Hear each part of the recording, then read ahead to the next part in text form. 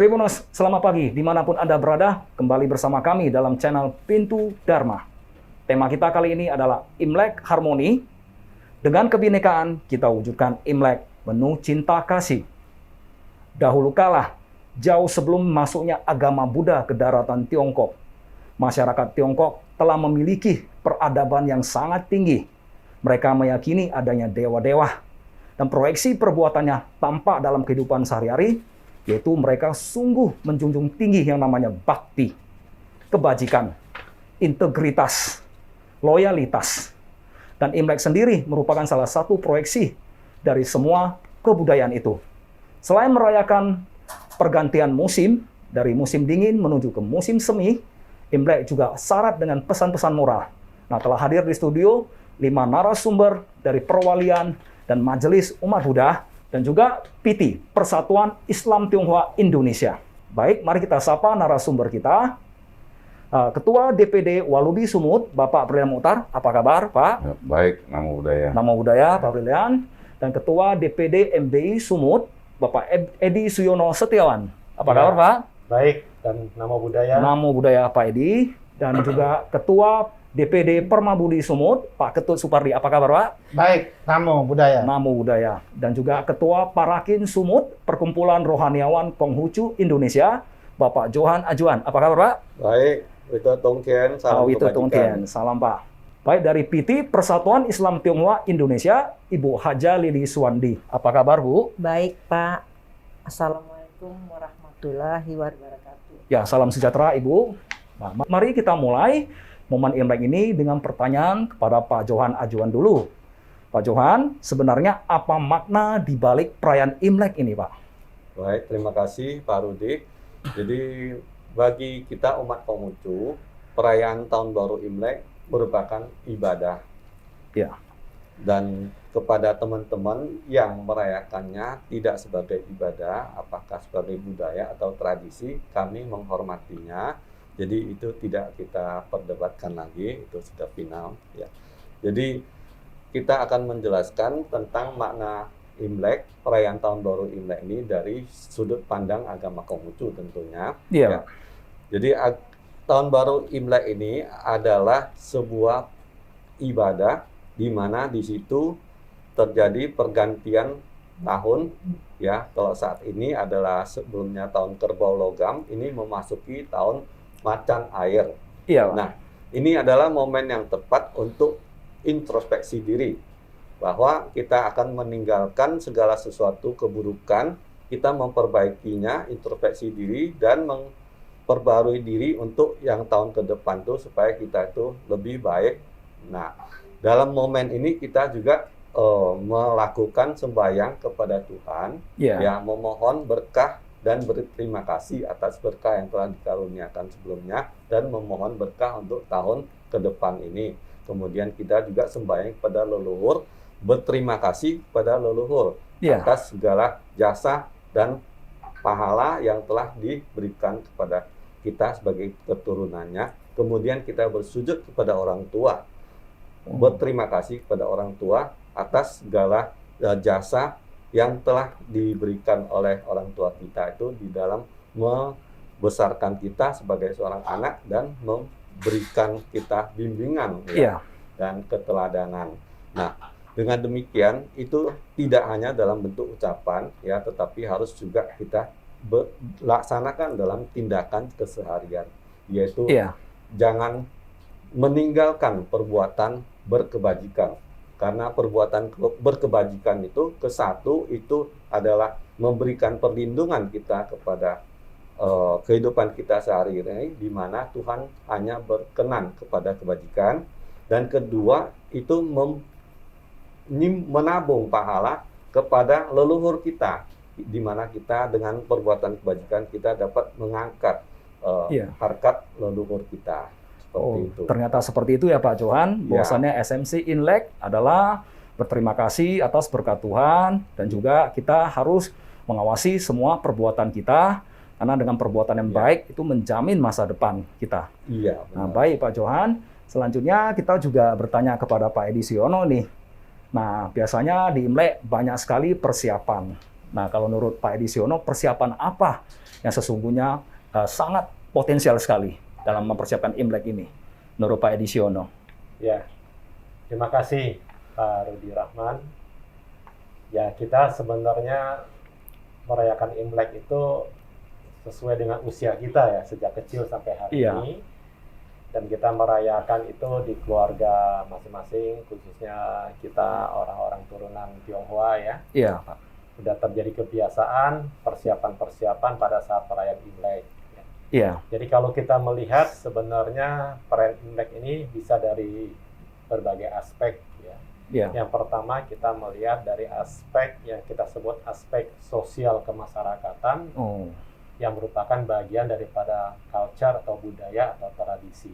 Iya, Pak Edi. Yang kedua, kita bisa melihat dari aspek etika dan moral, ajaran etika dan moral, dan yang ketiga dari aspek religius atau aspek spiritualitas. Iya, Pak Edi. Nah, aspek yang pertama, itu aspek sosial kemasyarakatan ini adalah merayakan Imlek tentu saja kita perlu banyak persiapan-persiapan untuk nanti kita menyambut tamu-tamu, karena aspek kemasyarakatan, aspek hubungan antar kekerabatan, aspek hubungan antar persahabatan. Di tahun baru ini kita merayakan dengan hati gembira, dan di situ biasanya masyarakat menghiasi rumah dan sebagainya, itu wajar. Karena ini bagaimanapun juga pada saat tamu-tamu keluarga-keluarga berkumpul, ya, itu harus disambut dengan suasana yang bersih, suasana yang nyaman dan sebagainya. Dan ada ciri khas pernik-pernik di situ. Ya, ini biasanya dilakukan persiapan seperti itu. Nah, aspek yang menyangkut yang kedua, etika dan moral, itu adalah nanti hubungan antara kekerabatan anak dengan orang tua. Pada saat hari Imlek itu kesempatan untuk seorang anak merefleksikan rasa baktinya kepada orang tua dan kepada yang lebih tua. Seperti itu. Ini aspek moral, ini ajaran yang memang dikandung dari ajaran-ajaran para leluhur kita. Dan yang ketiga, aspek religius atau aspek spiritualitas ini nanti siapapun juga yang merayakan Imlek, dia akan bersyukur kepada Tuhan. Dia akan mengunjungi tempat ibadah, atau bagi kami di agama Buddha, itu biasanya di rumah tangga masing-masing memiliki cetiya. Seperti jadi itu. Kita ada altar. Maka selain kita membersihkan rumah, menghiasi rumah, kita juga menghiasi dan membersihkan altar.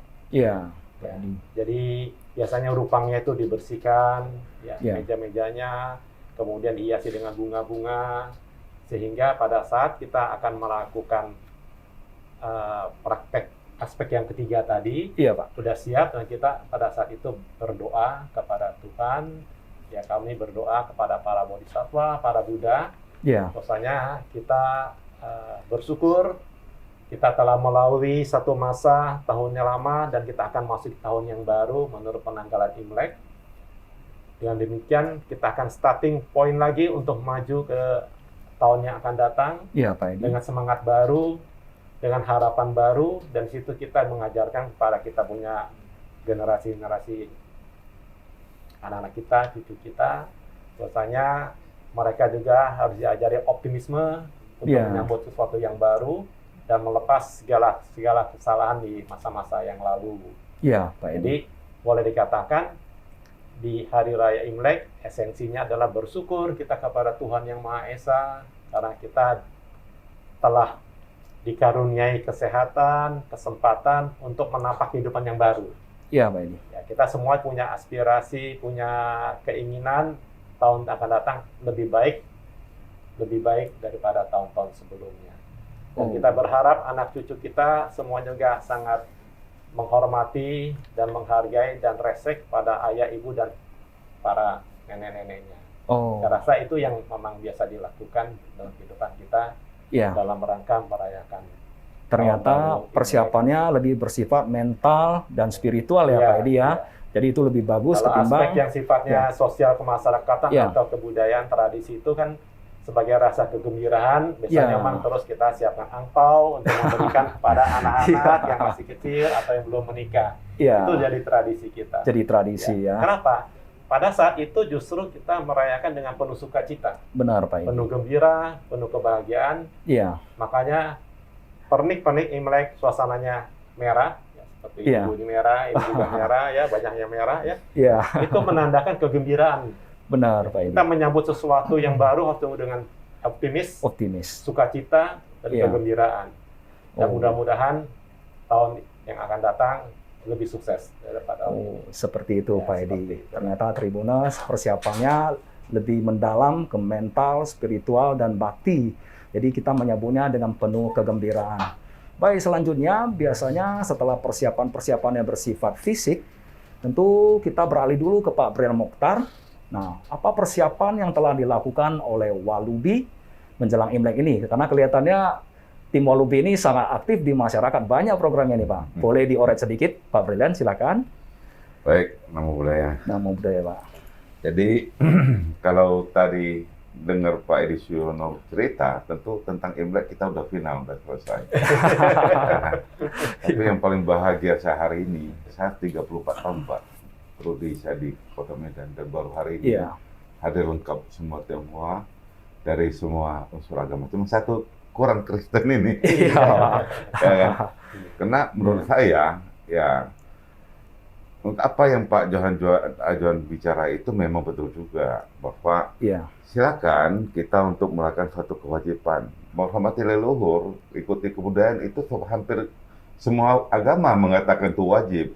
Cuma caranya, ya contohlah, ya kan, seperti di rumah kita, ya kan, Bu Lili paling tahu tuh, keluarga saya juga banyak Islam. Ya kita yang bagaimana supaya yang dihidangkan semua orang bisa makan, apalagi saya vegetarian kan gitu. Jadi lah di sana tuh saling menghormati.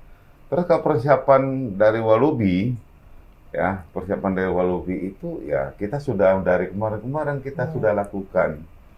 Ya kepada semua orang, karena perayaan Imlek ini harus juga dirasakan semua orang. Kita kan negara Bhinneka Tunggal Ika. Dan Pancasila dirasakan semua orang. Ya, kita ada pembagian sembako, ya kan? Kita bagi semua, itu semua. Kita bagi semua supaya apa? Ya, mereka melawatkan tahun baru ini dengan sukacita. Walaupun sedikit yang kita berikan, tapi yang kita berikan sesungguhnya suatu perhatian dan nikmat dari kita. Dan saya rasa banyak juga orang kasih. Iya, Pak Brian. Nah, tadi juga tentang apakah Walubi merayakan Imlek gitu misalnya. Kita memang hampir semua anggota Walubi itu kebanyakan orang Tionghoa ya, bukan berarti ada juga anggota Walubi orang Jawa, orang Batak, dengan orang Thai juga ada dan semua kan. Ya, menurut saya ya kita serahkan pada mereka masing-masing apa yang dikatakan oleh Pak Edi Suyono tadi, silakan mereka mengadakan sesuai dengan penggantian tahun satu budaya orang tua yang turun-menurun. Iya, Pak. Ya, saya rasa ya ada pembagian angpau gitu kan. Benar. Ya, kalau sudah nikah ya harus kasih angpau. Kalau nikah ya meriam angpau kan gitu. Dan ada lagi satu kue bakul kan gitu. Kue bakul kan ada lambangnya, lambang persatuan, kemelekatan, persaudaraan. Itu kue bakul itu. Ternyata itu. Iya. Ya, banyak saling kunjungin, dan bukan hanya kita, apalagi kalau saya kan semua orang datang. Iya, Pak. Ya kan, bukan orang Tionghoa saja, semua bukan saudara aja, semua datang. Iya, semua jadi satu kebersamaan lah. Jadi menurut saya kebinekaan Indonesia sudah terwujud. Iya, Pak. Ya, dan saya ingatkan di sini juga semua keluarga besar Walubi, ya juga umat-umat orang-orang Tionghoa yang mengadakan daripada Imlek nanti kita adakan secara hikmah. Iya, Pak. Cara seksama, tahu kita menjaga prokes. Ya, saya terima kasih nih semua kita jaga prokes ini. Ya, dan ya jangan ada yang berlebihan. Yang paling saya takutin itu adalah mercon. Nah, itu kan. Tolong jangan saling bersaing. Ya, pemerintah waktu tahun baru kemarin walaupun melarang, tapi masih ada juga. Imlek ini juga mungkin pemerintah pasti melarang mercon itu. Iya, Pak. Bahayanya bukan suara besar dan sebagainya, kebakaran juga. Iya, Pak. Jadi mungkin ya kita lakukan ini dengan situasi pandemi ini, kita akan lebih hikmat lah mengadakan dan kebaktian. Dan saya ingatkan juga bahwa penggantian tahun itu biasa kan di Ciid. Ya. Ya, kalau kami agama Buddha hampir setiap bulan itu kita lakukan, namanya hari Uposatha, Pak ya. Uposatha. Ya, jadi ada orang mengatakan sama saya, Pak Bren, ini semua agama loh, Buddha juga merayakan Imlek. Iya, kita merayakan juga nggak masalah. Ya. Tapi ingat bahwa setiap tanggal lunar, bulan-bulan lunar, ya, kita punya hari Uposatha. Benar, Pak. Tanggal 1, tanggal 8, 15, dan 23. Jadi bukan berarti kita juga merayakan, ya, tapi sekaligus kita berdoa nggak apa-apa, karena ada kebudayaan kita yang dulu kan gitu. Benar, Pak. Ya. Saya rasa itulah yang saya sampaikan. Terima kasih. Satu lagi, Pak Brilian. Ya. Walubi ini telah menemani masyarakat, terutama umat Buddha, melewati fase waktu. Nah, apa pandangan Pak Brilian dikaitkan kontribusi Imlek pada negara? Nah, dulu kan ada Undang-Undang Nomor 14, Pak ya. Dan setelah melewati beberapa fase, kita menghadapi bunga-bunga situasi. Menurut Pak Brilian bagaimana itu? Ya, sebenarnya kalau kita cerita bahwa Undang-Undang Nomor 14 pengakuan terhadap negara kan. Ya. Nah, bagi kepercayaan Indonesia sejak dulu, dulu sudah berketuhanan Yang Maha Esa. Pancasila sudah mengakui dan juga kepercayaan. Iya, Pak. Jadi undang-undang ini semacam legalitas saja. Saya rasa kalau maka tadi saya katakan sudah final, Konghucu sudah diakui, Buddha sudah final ini. Soal ketuhanan kita semua sudah final. Nggak perlu kita debatable lagi. Benar, Pak. Ya kan? Dan bahkan kepercayaan juga sudah final. Cuman wujudnya ya terserah kita masing-masing. Ada beberapa kepercayaan misalnya Parmalim yang belum diakui sampai hari ini kan. Menurut saya nggak masalah, silakan melakukan ibadah asal jangan bertentangan dengan undang-undang. Itu saja. Jadi kalau menurut saya ya pertanyaan Bapak tadi soal undang-undang, ya selaku saya mantan anggota DPRD dan ngerti tentang peraturan itu, ya kita gembira sih kalau ada negara mengakui kita. Seperti dulu belum diakui. Konghucu juga terakhir diakui juga kan? Ya kan? Oke aja menurut saya, memang itu satu kewajiban bagi negara untuk memperhatikan. Pak ada hal-hal yang menyimpang, yang tidak mempercayai Tuhan, itu yang repot kalau di Indonesia. Ada agama yang tidak mempercayai Tuhan, itu repot. Benar, gitu. Pak. Nah, saya rasa itu. Jadi Tribuners, perayaan Imlek ini sendiri juga tidak luput dari sebuah perjuangan, terutama perhatian dari dua tokoh besar negara kita, yaitu Gus Dur dan Ibu Megawati. Nah, di tangan kedua pemimpin nasional inilah masyarakat dapat merayakannya, dan Imlek menjadi libur nasional. Kita berterima kasih pada perjuangan kedua tokoh ini. Nah, kemudian berikutnya ini kita minta sedikit pandangan dari Pak Ketut. Nah, di setiap Imlek, masyarakat Tionghoa itu percaya nanti akan dikunjungi oleh Dewa Rezeki, Cai Sen Ye. Dan setiap orang pada saat pergantian tahun dari Sacap Mei, hari terakhir dari tahun lunar sekarang menuju lunar baru, kita akan mengadakan sebuah ritual penjemputan Dewa Rezeki. Nah, tentu menjadi wajar harapan setiap insan itu untuk kaya raya, sukses, bahagia. Nah, menurut Pak Ketut, agar seseorang itu murah rezeki bagaimana, Pak? Lebih spesifik ke pandangan dharmanya, Pak. Silakan, Pak. Terima kasih. Namo Buddhaya. Namo Buddhaya, Pak Ketut. Ya, memang kita patut bersyukur kehadirat Tuhan Yang Maha Esa, Sang Tiratana atas berkah dan perlindungannya. Kita masih diberi kesehatan untuk bisa berbincang-bincang di dalam Tribun Medan ini. Memang setiap umat atau setiap manusia yang dilahirkan itu sebenarnya sudah membawa rezeki masing-masing. Pak Ketut. Nah, untuk itulah harus kita pertama bersyukurlah atas berkah rezeki yang sudah didapatnya dari sejak lahir itu. Namun tidak terlepas juga yang kedua, rezeki itu pun juga bisa akan berkembang dan bertambah kalau kita memiliki suatu usaha, kerja keras dan bekerja, bermata pencaharian. Karena di dalam Dharma agama Buddha, umat itu harus sukses, memiliki rezeki yang banyak. Maka dari itu dianjurkan untuk bekerja keras, berusaha. Namun demikian, yang ketiga, setelah memiliki usaha dan hasil yang baik, tentu kita tidak bisa lepas daripada harus beramal, berkebajikan, yaitu dengan merelakan membagi keberuntungan kita kepada keluarga atau masyarakat yang kurang beruntung. Salah satu praktek di tahun baru Imlek ini yang saya lihat dipraktekkan oleh warga Tionghoa itu, di mana dia mengunjungi saudara-saudaranya, keluarga-keluarganya, apalagi yang kurang beruntung, dengan memberikan angpau yang berwarna kertas merah.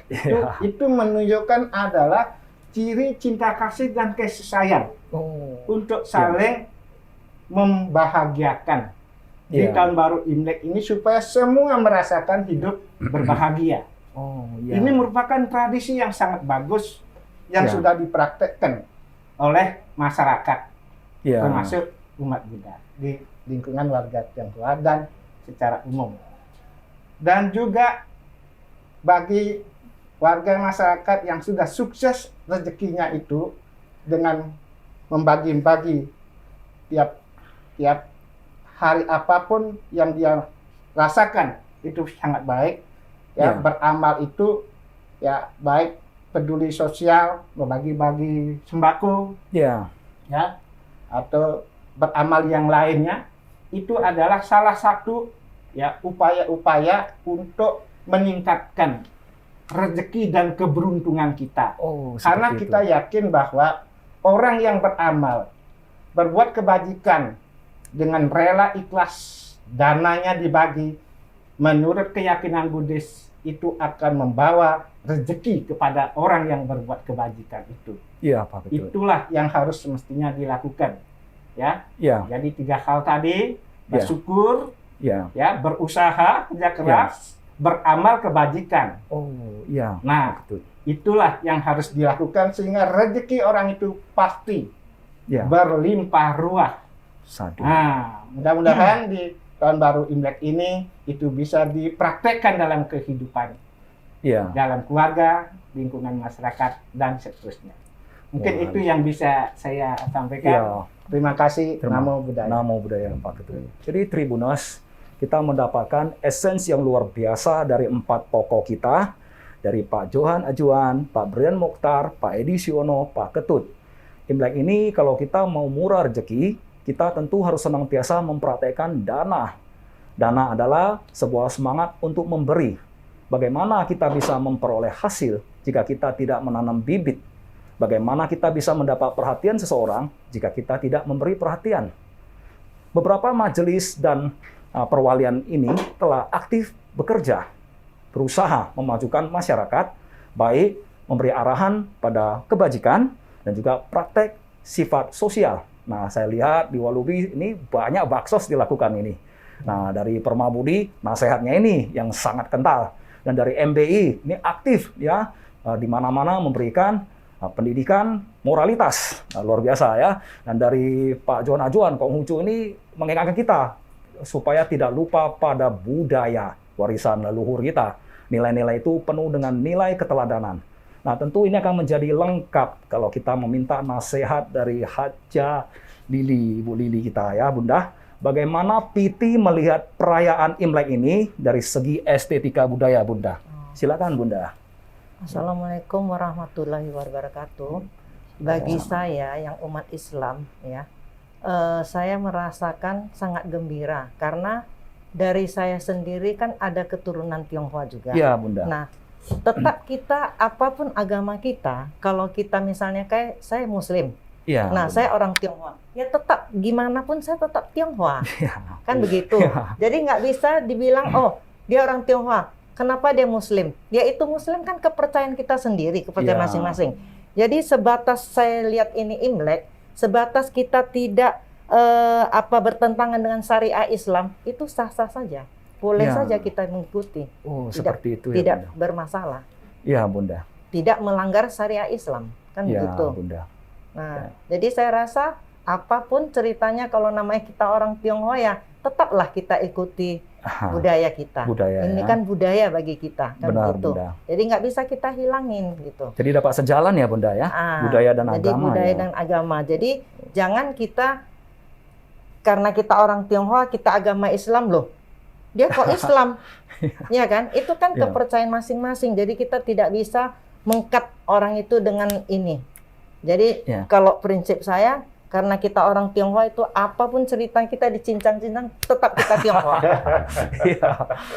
Begitu. Karena budaya itu warisan ya. Nah, seperti kami di keluarga, abang saya agama Hindu, Buddha. Nah, mama saya Katolik. Bunda. Jadi kita berbaur.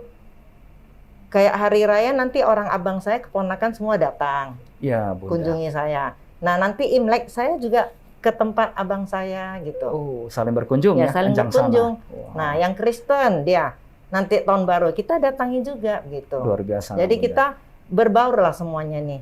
Jangan ada dibeda-bedakan gitu. Benar, Bunda. Nah, jadi itu permintaan saya begitu gitu. Benar-benar semangat dari kebinekaan, berbeda-beda tetapi tetap satu juga. Wah, Imlek makin lengkap ini Tribuners.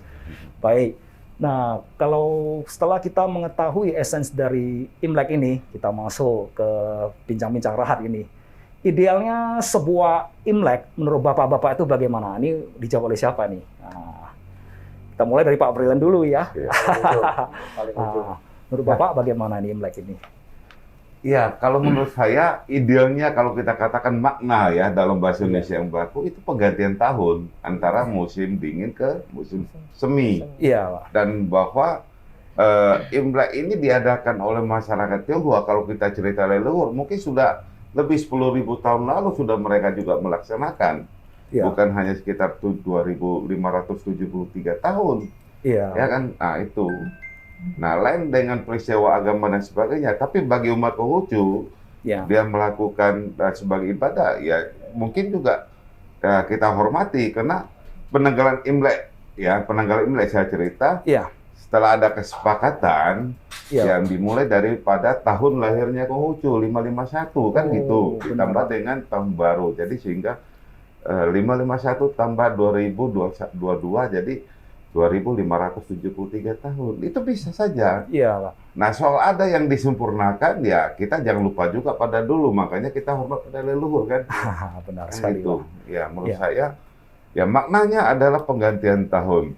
Penggantian tahun kita mengharapkan namanya kuonian kan, kalau dalam bahasa Mandarin. Kuo itu lewat, nin itu tahun, lewat tahun kan gitu.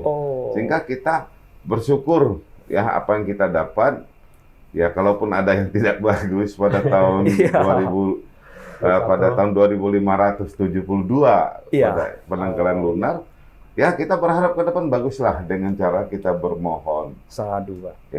Saya rasa ya bagi kita yang penting happy menghadapi ini semua, yang ada bantu yang tidak ada, yang tidak ada harus bekerja keras supaya ada dan bisa juga memberikan ke depan kan gitu aja. Wah, sungguh luar biasa ya Pak Brilian ya. Yang ada membantu yang tiada berjuanglah dengan sungguh-sungguh. Itu yang disebut dengan integritas.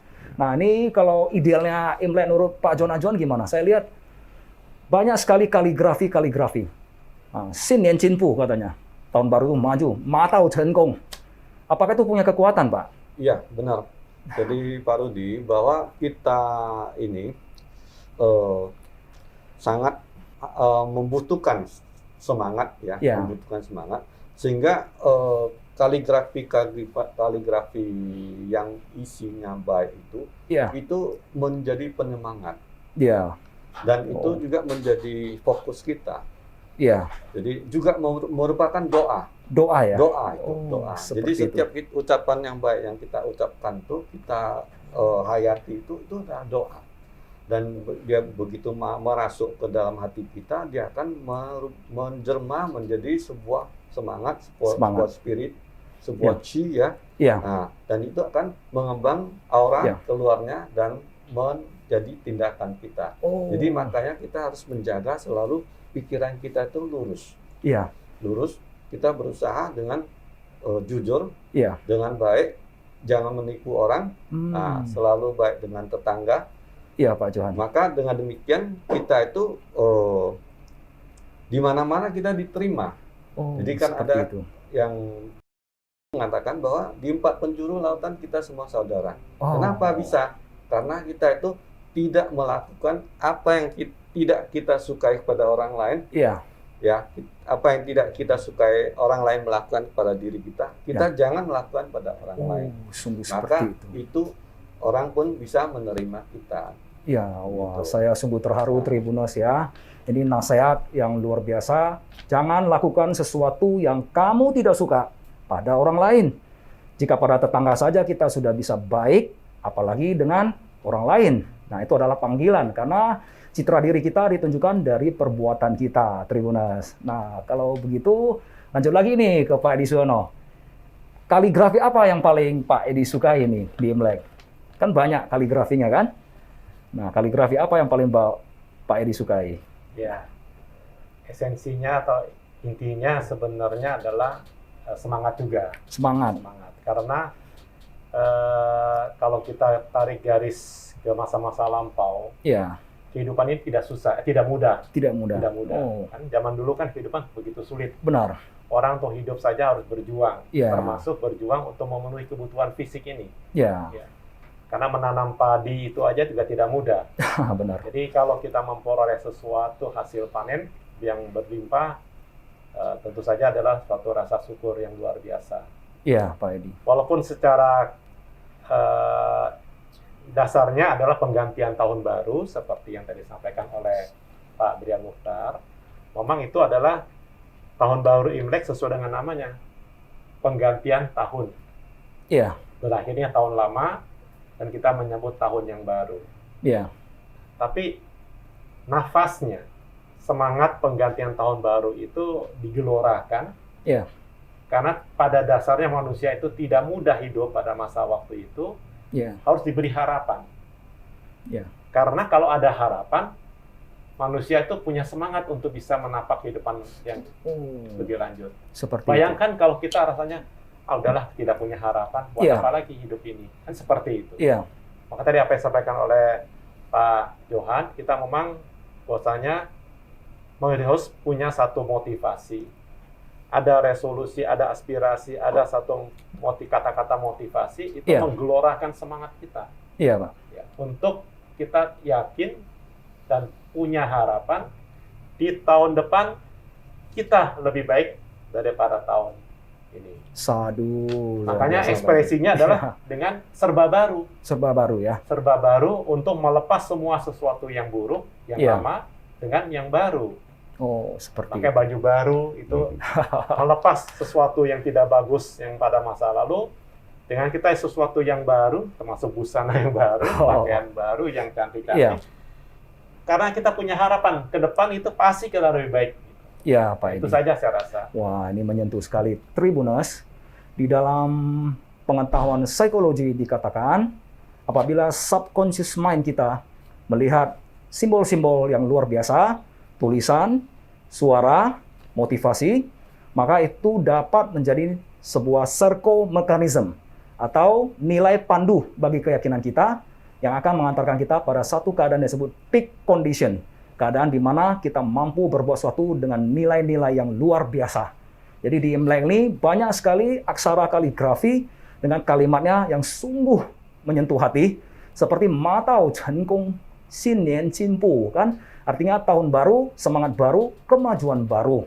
Nah, kemudian Cao Cai Jinpao menyambut rezeki masuk ke dalam rumah dan keluarga kita. Jadi harapan-harapan itu akan terjadi apabila kita sendiri memiliki nilai-nilai luhur. Nah, kalau kita tanya Bunda lagi, Bunda, walaupun Bunda sudah memiliki keyakinan seorang Muslim, pernak-pernik apa yang Bunda sukai di Imlek ini?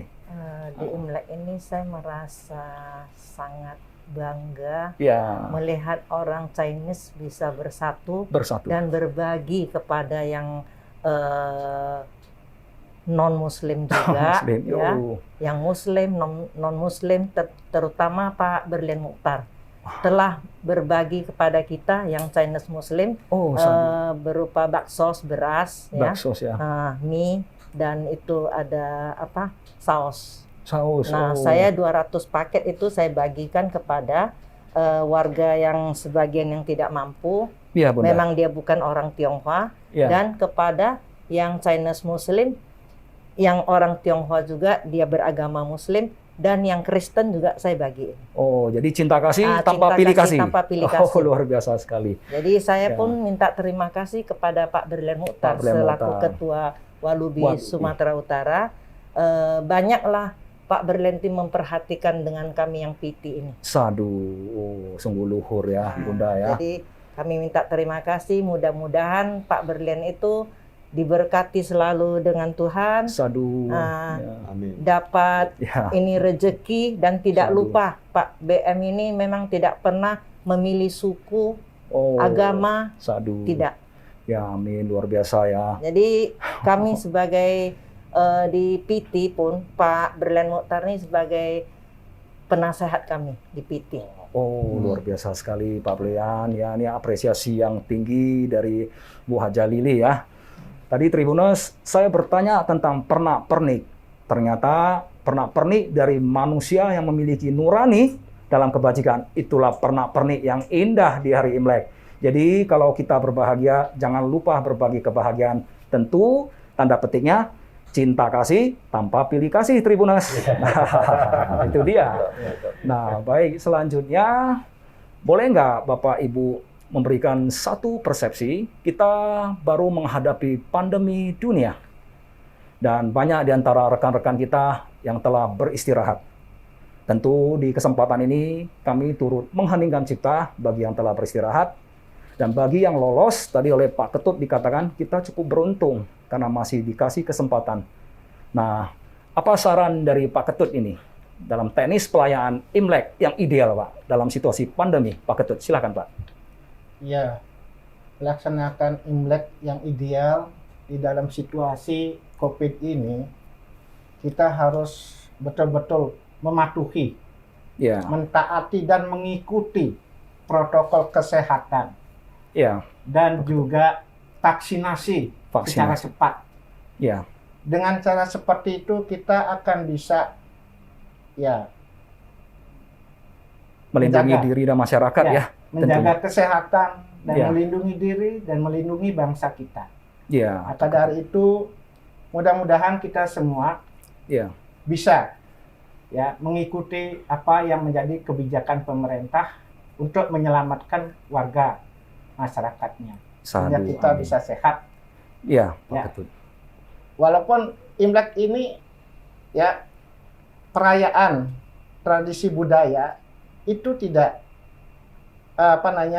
dibatasi, tetapi kita harus juga memperhatikan sadar ya Pak ya kebijakan pemerintah ini. Mudah-mudahan dengan kesadaran bersama kita bisa sehat. Seperti itu ya Pak Ketut. Terima kasih. Jadi Tribuners, dalam situasi pandemi kita dapat merayakan Imlek ini dengan sederhana, dengan saling menjaga, dengan menunjukkan nilai-nilai bakti. Jadi saya mengutip beberapa peribahasa yang sungguh menyentuh hati kita. Yang pertama adalah semangkok bubur yang penuh bakti disajikan dengan semangat kepada ayah ibu kita jauh lebih bermanfaat daripada banyak persembahan setelah mereka meninggal. Jadi nanti di Imlek ini tunjukkanlah rasa sayang, rasa hormat kita dengan cara menunjukkan integritas, bakti, dan prestasi. Itulah yang menjadi harapan dari orang tua kita. Baik, Bapak Ibu, tentu ada lagi nih dengar-dengar dari kepercayaan masyarakat. Ada yang tabu ini di Imlek. Nah, kita tanya satu-satu ini, versi-versinya beda-beda karena masing-masing majelis ini memiliki pembinaan, pengayoman yang berbeda-beda juga. Kita mulai dari Pak Brilian. Apa yang tabu di Imlek, Pak Brilian? Kalau ditanya sama saya, apa yang tabu di Imlek itu yang dilarang oleh agama Buddha. Yang tabu. Terus sebagai sesama masyarakat, karena teman saya dan keluarga saya dari bermacam agama, ya pasti disiapkan yang semua bisa konsumsi, apalagi saya vegetarian kan gitu. Pak Brilian. Nah, jadi menurut saya sebenarnya kita hidup bersosialisasi antar umat, apa yang dikatakan tadi cara hubungan sosial bermasyarakat. Iya, Pak. Ya, kita kita nggak mungkin menyiapkan yang orang lain tidak boleh makan. Apalagi diharamkan secara agamanya. Iya, Pak. Iya. Terus juga kita bertetangga, kalaulah kita banyak saudara, kalau kita ada acara, ya janganlah hidup mercon yang berlebihan. Oh, gitu. Betul, Pak. Benar. Nah, karena apalagi ya kalau hari Minggu ada yang bergereja. Benar, Pak. Ya, kalau yang Islam ada sholat 5 waktu, ya jangan terganggulah sholat orang kita merayakan. Amin. Dan kalau bukan pada waktu sholat kita menghidupkan agak suara agak besar, ya tentunya tetangga juga maklum. Ya. Kira-kira gitulah kita bertegang rasa dalam masyarakat. Jadi bagus sekali pertanyaan Pak ditabuhkan supaya kita tidak bisa melaksanakan atau tidak boleh melaksanakan. Iya, Pak Brilian. Bagi saya yang tabu menurut saya adalah sesuai dengan agama saya. Saya beragama Buddha gitu. Aduh, Pak Brilian luar biasa sekali ya, nilai-nilainya universal. Pak Johan, apa yang tabu, Pak? Menurut Konghucu? Yang tabu adalah bahwa sesungguhnya mungkin beberapa daerah itu kan berbeda-beda, tetapi ada beberapa yang tabu, yaitu jangan menyapu pada hari pertama itu sebelum lewat jam 12 siang. Kemudian juga jangan membuka usaha pada hari kedua. Kalau membuka usaha itu mesti hari ketiga. Kemudian juga jangan melakukan atau mengucapkan kata-kata atau perbuatan yang mengusir rezeki. Jadi ada mengucapkan kata-kata kasar, memaki orang atau apa itu akan mengusir rezeki di sepanjang tahun nanti berikutnya itu. Jadi ini erat kaitannya dengan etika dan tata krama seseorang. Karena tutur menunjukkan pikiran. Jadi pikiran yang baik menghasilkan tutur yang baik dan tentu saja perbuatannya baik. Jadi Imlek ini diingatkan kembali kalau mau rezeki harus sopan, harus beretika. Harus baik sama orang lain. Luar sekali. Jangan sapu rezeki karena perbuatan saya itu menyapu habis rezeki kita ya, Pak Johan ya. Falsafah ini sungguh luar biasa nih. Jadi kalau tamu banyak datang main kutip aja lah Pak ya. Batas jam 12. Takutnya angpaunya kesapu hilang. Seperti itu ya Pak. Nah, kita tanya lagi nih, apa yang tabu ini menurut Pak Ketut di Imlek? Iya, kalau saya melihat ya yang tabu-tabu itu jangan dilakukan. Di antaranya misalnya itu melanggar etika, norma-norma keluarga yang sudah ditanamkan sejak kecil itu. Pak. Itu harus betul-betul diperhatikan, jangan dilanggar. Karena itu norma-norma itu sudah membawa suatu kemajuan kepada para leluhur kita, ya, untuk menjadi orang yang hidup sejahtera, hidup bahagia. Norma-norma itulah yang harus diperhatikan, jangan dilanggar. Pak Ketut. Utamanya menghormati orang tua. Ya, kalau sampai itu dilanggar, itulah yang ditabukan. Benar sekali. Wajib itu, karena orang tua itu adalah leluhur yang masih hidup. Itu harus betul-betul dihargai dan dihormati, dibantu, ditolong, dirawat. Benar Pak Ketut. Itu semestinya. Kalau itu sampai itulah yang ditabukan. Jadi Tribuners oleh Pak Ketut dikatakan tidak sopan itulah yang tabu di tahun baru ya. Tidak berbakti itulah yang tabu. Nah Pak Edi gimana Pak Edi? Ya sebenarnya hampir udah dijelaskan oleh Pak Brian Multa, Pak Johan, Pak Ketut. Tapi saya sekedar menambahkan saja. Segala sesuatu yang ditabukan bagi masyarakat Tionghoa itu adalah segala sesuatu yang berdampak buruk. Dampak buruk, baik kepada keluarga, kepada anggota keluarga, seperti itu. Dan dampak buruknya itu bukan hanya pada saat itu, tapi untuk berkelanjutan. Tentu saja anggota keluarga itu harus menghindarin hal-hal apa yang memang bertentangan dengan moralitas. Kalau dalam agama Buddha kami sebut melanggar sila. Termasuk tutur kata yang menyakiti hati. Tutur kata yang kasar. Atau tutur kata yang menghina. Seperti itu. Karena kalau semua kata-kata yang dituturkan tadi yang bertentangan dengan masalah etika dan sila atau moralitas itu tanpa sadar itu tentu saja akan menyakiti orang yang menerima kata-kata tersebut. Pak. dan pikiran yang dikeluarkan oleh orang yang menderita karena disakiti, sampai bahkan misalnya kalau dia mengeluarkan kata-kata yang seperti setengah sumpah, itu kan nggak bagus. Benar, Pak Edi. Seperti memang tadi, kalau kali ini kita melakukan pelanggaran ini, nanti rezekinya terbang. Ya, menyapu itu kan hanya satu istilahnya simbol. Analogi. Ya. Tapi esensinya seperti tadi, benar, harus menjaga diri, menjaga kata-kata, dan menjaga pikiran. Ya, supaya pikiran bersih, ucapan juga bersih, dan hati bersih pada saat merayakan tahun baru Imlek. Iya, Pak Edi.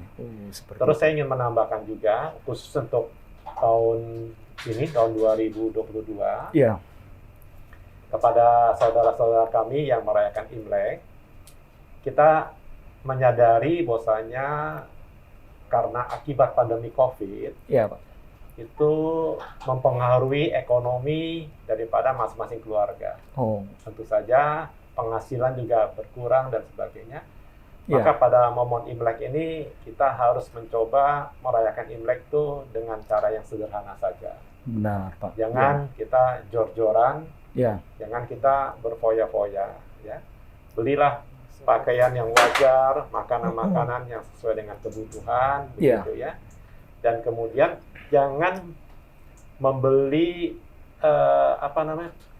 kembang api yang berlebihan, karena juga itu pertama membuang boros-boroskan uang tidak bermanfaat. Pak. Yang kedua mengganggu, membuat polusi dan sebagainya. Lebih bagus uang yang kita tadi beli untuk kembang api, petasan dan sebagainya, kita rubah menjadi sembako, kita bagikan kepada orang-orang terdekat. Benar sekali, Pak Edi. Benar Karena sekali. Itu saja pesan saya. Luar biasa sekali ya, Pak Edi. Ini himbauan untuk kita semua.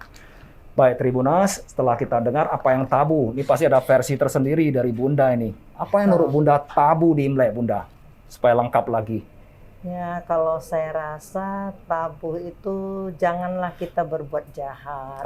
Sesama kita saling mengayomi.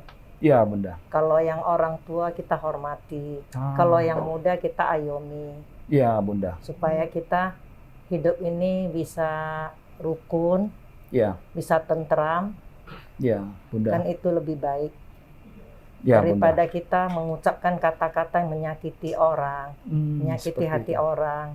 Ya, kan Bunda. kita mau kan kita ini semua saling rangkul merangkul, saling menghargai, ya Bunda, menghargai satu sama lain.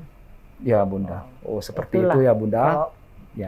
Terima kasih Bunda telah memberikan juga tanggapan mengenai sesuatu yang tabu. Jadi Tribunas, ketika kami berinteraksi dengan para bijak dari berbagai latar, sesuatu yang tabu itu adalah ketika ayah ibu menaruh harapan pada kita untuk menjadi orang besar, kita durhaka, menjadi jahat, tidak punya moral, itulah yang tabu. Yang kedua, ketika kita makan dengan mewah bersenang-senang, tetangga lapar, kita tidak memperhatikannya, itulah yang tabu. Yang ketiga, dahulu kala seorang jenderal bernama Yu Fei ditato oleh ibunya di belakang pundaknya, Cincung Pauko, matilah bela negara. Jadi dikatakan, di mana kita berpijak, di sana langit dijunjung. Cintailah negara kita. Karena kita hidup berdasarkan dari apa yang dihasilkan oleh nilai-nilai kebangsaan ini. Jadi kalau kita tidak berbakti, tidak menghargai negara, tidak mencintai bangsa, kita juga melakukan sesuatu yang tabu bagi masyarakat. Yang terakhir adalah ketika kita hidup sehat, diberi kesempatan untuk berbakti, melakukan kebajikan, kita mengabaikannya, itulah yang tabu dalam kehidupan ini.